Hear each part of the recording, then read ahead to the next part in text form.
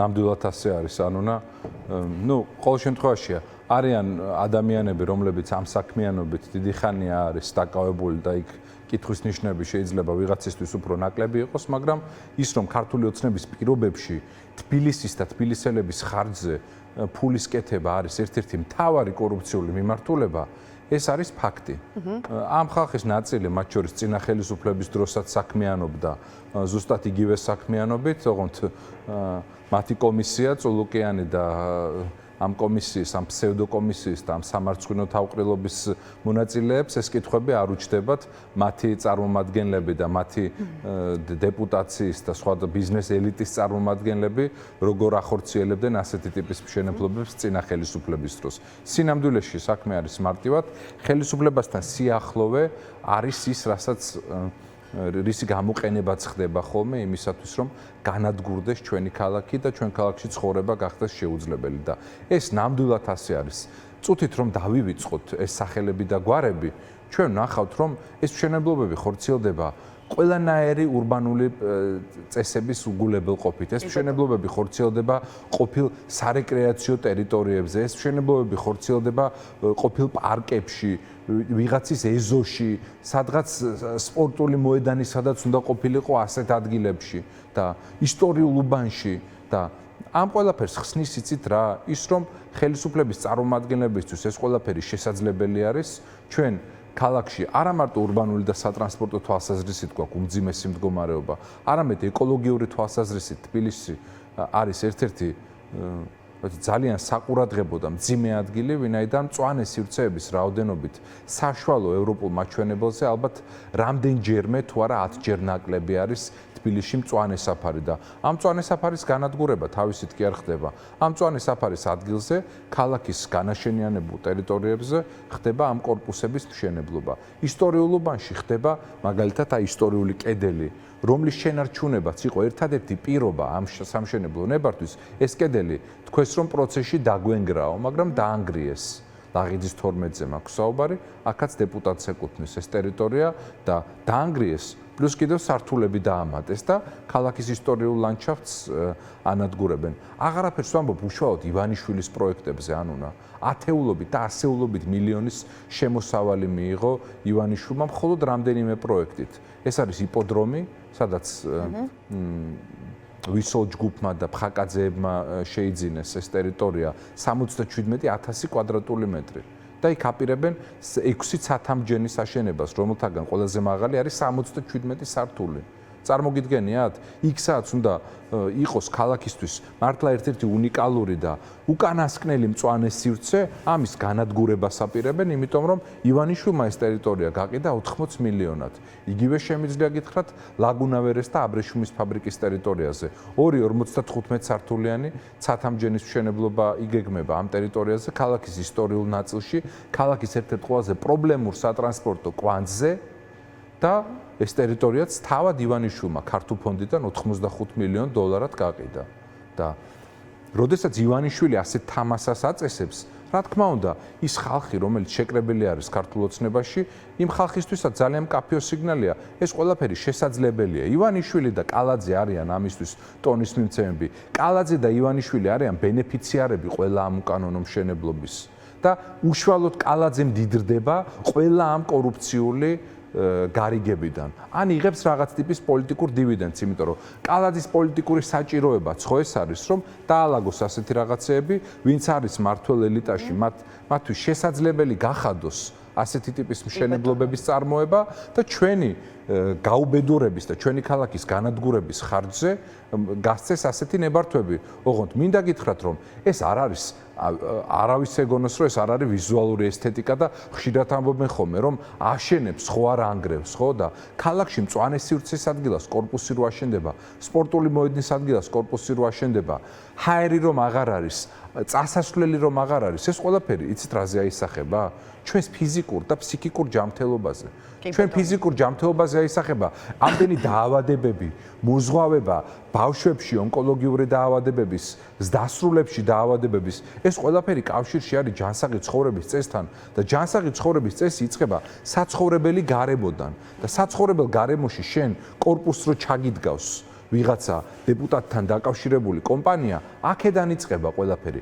აღარაფერს ვამბობ იმაზე, რომ ეს მშენებლობები არის ხელისშემწყობი საცობების, ძალიან არასწორ ადგილზე აშენებული ეს შენობები, აი ამ პრობლემურ სატრანსპორტო კვანძებზე, ამ ტერიტორიების, ამ შენობების მშენებლობა არის ხელისშემწყობი იმ სატრანსპორტო ქაოსის, რომელშიც ჩვენ ვართ, ხო?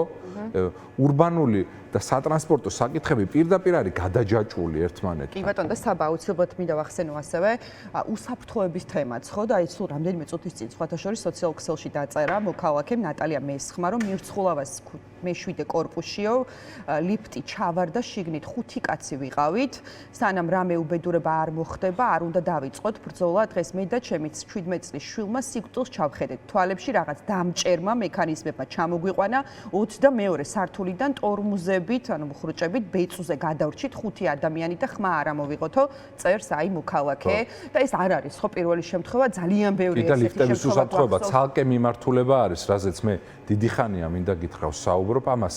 მუნიციპალიტეტი იცით რას ამბობს და კალაძის პასუხი იცით რა იყო? ეს ლიფტები და შენობები კერძოაო და შესაბამისად ამათი თქვენი პასუხისგებლობაა, რომ თქვენ საერთო საკუთრებას მოუაროთო, რაც მარტო ნაწილობრივ არის მართალი. რა თქმა უნდა, საერთო საკუთრებაა, მაგრამ ქვეყანაში სადაც არ არსებობს აი ამის განცდა, სადაც ჯერ კიდე გარდამავალ ეტაპზე არის, მათ შორის ადამიანების ცნობიერებაც და ზოგმა საერთოდ არის ის, რომ მათი სადარბაზო და კორპუსი არის საერთო საკუთრება, რომელსაც მათ უნდა მოუარონ, ამ ვითარებაში ამ ხალხის ასე ბედისანაბარა მიტოვება არის უბრალოდ დანაშაული. იქ სადაც უსაფრთხოებაზე პასუხისგებლობა პირველ რიგში აქვს სახელმწიფოს და მუნიციპალიტეტს და რა უნდა გააკეთოს იცით ლიფტებთან მიმართებაში? უნდა შეამოწმოს სავალდებულო წესით ყველა ლიფტი თბილისის მერიამ, ამაში თავად უნდა დახარჯონ ფული და იქ სადაც ლიფტი არის ავარიული და სახიფათო სიცოცხლისთვის, უნდა მოხდეს ამ ლიფტის გადალუქვა და გამორთვა. იმიტომ რომ არაფერი არ არის ადამიანის სიცოცხლეზე უფრო ფასეული.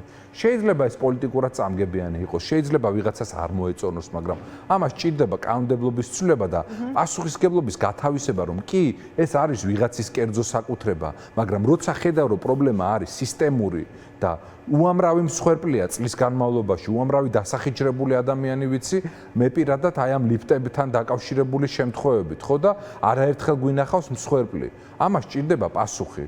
და აღარაფერს ვამბობ ხა უსაფრთხოების სტანდარტებზე, ის რომ საჯარო სივრცე ამ ქალაქში არ არის უსაფრთხო და ის რომ მუდმივად თითის გაშვერა ხდება უშუალოდ კალაძის მხრიდან სხვებზე, ამის მონაწილეები და მომსწრეები ჩვენ ვართ ვაკის პარკის ტრაგედიაზე და რა ვიცი, უამრავ საჯარო სივრცეში მომხდარ ტრაგედიაზე. მარტო ვაკის პარკში რაც მოხდა, რა დღეს ანუნა, მოხდა ტრაგედია. აი დოქებთან არ მოხდა. დააკავეს საქალაქო სამსახურის ხელმძღვანელი 3 წელი მიუსაჯეს. ამ 3 წლიდან წელიწადზე ცოტა მეტი მოიხადა, შემდეგ გამოუშვეს და შემდეგ ეს ადამიანი აგრძელებს ახლა ბიზნეს საქმიანობას დეველოპერულ სექტორში. უცბად მას აღმოაჩნდა მერიასთან დაახლოებული დეველოპერის კორპუსში.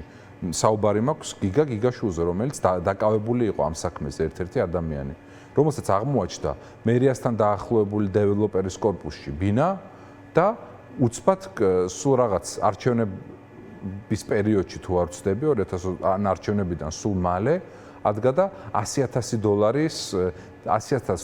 იყიდა ერთ-ერთ ძალიან დიდ მშენებლობაში წილი ვარკეთილში და ოღონდ ეს ქონება არაფერი დეკლარაციაში ცხადია რომ არ ჩანდა, ხო? და ნორმალურ ვითარებაში პროკურატურა დაინტერესდებოდა ამით. და მათ შორის დაინტერესდებოდა, იცით რითი ანუნა რომ აი თქვენ რომ გინდოდეთ ახლა ფანჯრის გამოჭრა ან რაღაც ელემენტარული არქიტექტურულ საკითხთან დაკავშირებით ნებართვის მიღება, თქვენ ამას ვერ მოახერხებთ. აღარაფერს ვამბობ კორპუსის მშენებლობაზე.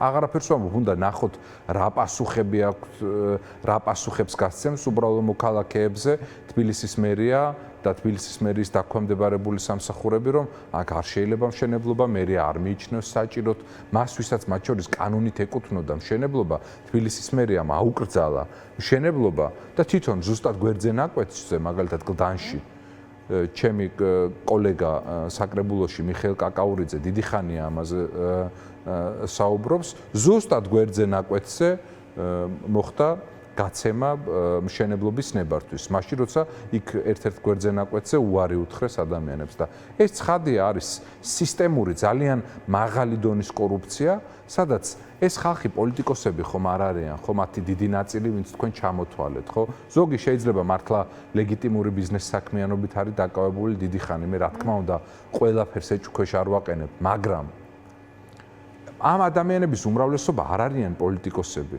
ამ ადამიანებს არც ერთ პოლიტიკურად მწვავე საკითხთან დაკავშირებით ხმა არ ამოუღია. ეს ადამიანები არიან როგორც წესი ღილაკზე თითის დამჭერები, მათი უმრავლესობა. და ამ ღილაკზე თითის დაჭერაში და იმაში რომ ესენი არიან რაღაცა აი კომუნისტური მას რო შევადაროთ, ესენი არიან ცეკას პლენუმის წევრები არიან და ამ პლენუმის წევრობაში ღებულობენ ძალიან კონკრეტულ სიკეთეებს ბჭყალებში და ის ვინც არის უფრო მაღალ თანამდებობაზე და პოლიტბიუროს წევრი არის ცეკას სტანდარტებით, მათზე ხომ საერთოდ საუბარი არ მაქვს. იცით რა მინდა გკითხოთ, აი ჩვენ საუბრობთ ახლა რაღაცა, მოდი ესე ვთქვათ, ქართული ოცნების რაღაცა ელიტის ძალიან ვიწრო წრეზე, ხო, ეს რაღაცა ისეთი სამშენებლო ბიზნესის დაწყება და ზოგადად გამდიდრება ოცნებასთან დაახლოების ხარჯზე, ეს მათ შორის ავრცელდება ყველა იმაზე, ვინც შეიძლება დღემდე 41 ხაზავს.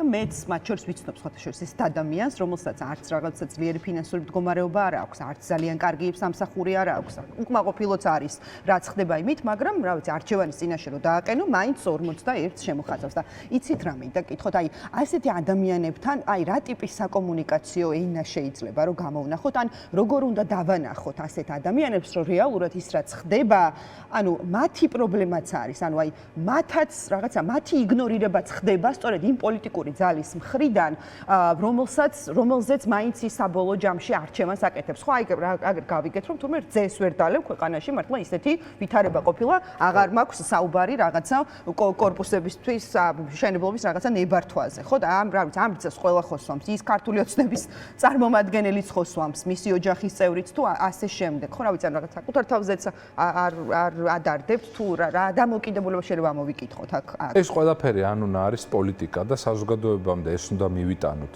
მარტო ის კი არ არის პოლიტიკა და პოლიტიკური დევნა ამაზრზენი, რომ ანდრო ჭიჭინაძე ციხეშია, უნისე ცხადაძე ციხეშია, ზვიად ცეცხლაძე ციხეშია, ჩემი თანამებრძოლები და თანაპარტიელები ვეფხო კასრაძე და ვასიკო კაძელაშვილი რომ ციხეში შედგან. ესენი მარტო ეს კი არ არის პოლიტიკა, თუმცა ეს არის ყველაზე ამაზრზენი განზომილება ამ პოლიტიკური მოცემულობის. მათ შორის პოლიტიკა არის ის, რომ შენ ვიღაცა ეზოში კორპუსს გიშენებს, ვიღაცა კლდეს ჭრის შენ სახთან, აი პოლიტკოვსკაიაზე არის ასეთი ბევრი ადამიანი წუხს ერთი ასეთი მშენებლობა, სადაც ძალიან სახიფათო ვითარება შეიქმნა, რბილად რო ვთქვათ და იქ კორპუსის მშენებლობა ხდება. ვაშლიჯვარში გვახსოვს ხო რა მოხდა? ახალ აშენებული კორპუსი გაიბზარა ისე, რომ ხალხის გამოსახლება მოუწიათ, ოღონდ ეს კორპუსი თბილისის მერიამ ჩაიბარა, ექსპლუატაციაში მიიღო და ვინ არის პასუხისმგებელი ამაზე? და ასეთი შემთხვევა მე თბილისელებს ვეუბნები, რომ არის ძალიან ბევრი უადგილო ადგილას მშენებლობების წარმოების ფასს ჩვენ გადავიხდით აუცილებლად თუ აი ამ კალაძესთან და ივანიშვილთან გადაზელილ სამშენებლო დეველოპერულ კარტელს არ გაუშვებთ ამ ქვეყნის მართვის სადავეებიდან. და შემდეგ მე პირობას გაძლევთ, რომ მათ შორის ამ ეს საკითხიც მოგვარდება. მე ვიცი, რომ ძალიან ბევრ ადამიანს აწუხებს. ძალიან ბევრ ადამიანს აწუხებს ელემენტარული მუნიციპალური საკითხები, მაგრამ ასეთი მწვავე პოლიტიკური კრიზისი, ქვეყნის სრულად რუსულ ვექტორზე გადაყვანა და ეგზისტენციალური საფრთხის წინაშე დაყენება და მართლაც ამ ქვეყანაში ბელორუსიული ტიპის მართლობის გაფორმების მცდელობა ჭამს ამ ყველაფრის სივრცეს, თორე ქვეყანაში სადაც არის 700,000 სოციალურად დაუცველი, სადაც ინვესტიციების შემოდინება არის ისტორიულ მინიმუმზე, სადაც რეგიონში ვართ პრობლემური ნარკომოხმარების თვალსაზრისით ლიდერი ქვეყანა და ოფიციალური სტატისტიკით ბოლო დათვლით 51,000 პრობლემური ინექციური მომხმარებელი იყო, რეალური ციფრი ამაზე გაცილებით უფრო მეტი არის. ამაზე საუბრის სივრცეს ჭამს ქართული ოცნება იმით, რომ ამ ქვეყანას აჯანჯღარებს და მუდმივ კრიზისში ამყოფებს და ეს ჩვენ გვაკისრებს პასუხისმგებლობას, რომ ვიმოქმედოთ და ვიცოდეთ, რომ მარტო საზოგადოებრივ პროტესტს წინააღმდეგობას და მათ შორის ჩვენ პარტნიორებთან თანამშრომლობას შეუძლია რომ მოიტანოს ამ ქვეყანაში ცვლილებები. ამიტომ ჩვენ უნდა ვიყოთ ყველგან, სადაც ამ ცვლილებებისთვის არის ბრძოლა. მათ შორის ჩვენი პოლიტიკოსების ამოცანა არის ის, რომ ის ვინც ვერ ხედავს მაგალითად აი ამ საკითხების სიმწვავეს, იმ ადამიანებს რაც აწუხებთ, მათი საკითხებიც მოვახერხოთ და შემოვიტანოთ პოლიტიკურ დღის წესრიგში. ოღონდ წამყვანი რა საკვირველია არის ის უმძიმესი პოლიტიკური მდგომარეობა, რომელშიც ჩვენი ქვეყანა არის, ჩვენი სახელმწიფოებრიობა დღეს არის ეგზისტენციალური საფრთხის წინაშე. ივანიშვილმა ჩვენი ქვეყანა აი ამ ჯღრევით მიიყვანა უმძიმეს მდგომარეობამდე და ჩვენი სახელმწიფოებრიობის ყველაზე მნიშვნელოვან ატრიბუტებზე მიმდინარეობს პირდაპირ შეტევა, გამოხატვის თავისუფლებაზე, ჩვენ სახელმწიფოებრიობაზე, ჯარზე სრული რევიზია მიდის და სრული მორალური კატასტროფის წინაშე ვდგავართ და ჩვენი პასუხისმგებლობა არის რომ ვაჩვენოთ მორალური, პოლიტიკური და საქმიანი ალტერნატივა და ეს ყველაფერი დაასრულებს აი ამ დაჭაობებულ მმართველობას, რომელიც ძალიან კარგად ჩანს თბილისში მიმდინარე აი ამ აღვირახსნილი მშენებლობების მაგალითზე და ამის სულის ჩამდგმელი ვინ არის? კალაძე, რა თქმა უნდა, ივანიშვილი, კალაძის მოადგილეები, კალაძის მოადგილე ერთ-ერთი გახსოვთ თქვენ, როგორ პირდაპირ კავშირში იყო ტვერელის ეკლესიასთან არსებულ უმძიმეს მშენებლობასთან. კულტურული მემკვიდრეობის ძეგლს ეკლესიას ააფარის პირდაპირ კორპუსი მთაწმინდაზე და იქ გამოიკვეთა პირდაპირი კავშირი ამ დეველოპერის თბილისის მერის მოადგილესთან. და ამ ადამიანს 100 და 150 დოლარად ჰქონდა ნაყიდი აი ამ და მის ოჯახის წევრებს ამ დეველოპერის მიერ აშენებულ კორპუსში ბინები. და ეს უნდა დავინახოთ ჩვენ, ვინც არ იცის, ეს უნდა გავაგებინოთ და უნდა ვიცოდეთ, რომ კორუფცია მათ შორის არის ის, რაზეც დგას ივანიშვილი და ჩვენ ამ ყველაფრის მხილებით უნდა ვეცადოთ, რომ საზოგადოების იმ ნაწილს, ვინც ვერ ხედავს ამას, თუმცა მე არ ვარ ილუზიაში, რომ ვინმე ამას ვერ ხედავს, ალბათ ძალიან პატარა ნაწილი არის ამის, მაგრამ უნდა ვეცადოთ, რომ აბსოლუტურად ყველა ადრესატთან მივიტანოთ ეს საკითხები და ვუთხრათ, რომ ხელისუფლების ცვლილების გარეშე ამ ქვეყანაში კიდევ უფრო მძიმე გახდება თითოეული ჩვენგანის ცხოვრება. კიდევ უფრო მძიმე გახდება სოციალურად დაუცველების ცხოვრება, მათი ცხოვრება, ვისაც აწუხებს ის, რომ ცხვირწინ კორპუსებს უშენებენ და სამშენებლო მოედნად არის გადაქცეული მთელი ქალაქი, ვისაც აწუხებს თბილისში სატრანსპორტო პრობლემები, ვისაც აწუხებს ის, რომ ელემენტარულ კრიტიკას ვერ უძლებს ამ ქვეყანაში მედიანური და საშუალო ხელფასი და ელემენტარულ საყოფაცხოვრებო პრობლემებს ვეღარ აგვარებს უკვე ის ხელფასი, რომელიც ამ ხალხს აქვს. აი ამ ყველაფრით დაწყებული, მის გაგრძელებული ყველაზე მთავარი საკითხით, რომელიც არის პოლიტიკური დევნა და იმ ადამიანების თავისუფლება, რომელიც სამაგალითოდ იბრძვიან დღეს ამ ქვეყნის ხვალინდელი დღისთვის, აი ამ ეს ყველაფერი არის დაკავშირებული ამ სტატუს-კვოს ცვლილებასთან და ამ სტატუს-კვოს ცვლილება არის ჩვენს ხელში. ეს უნდა გავიაზროთ თითოეულმა ჩვენგანმა.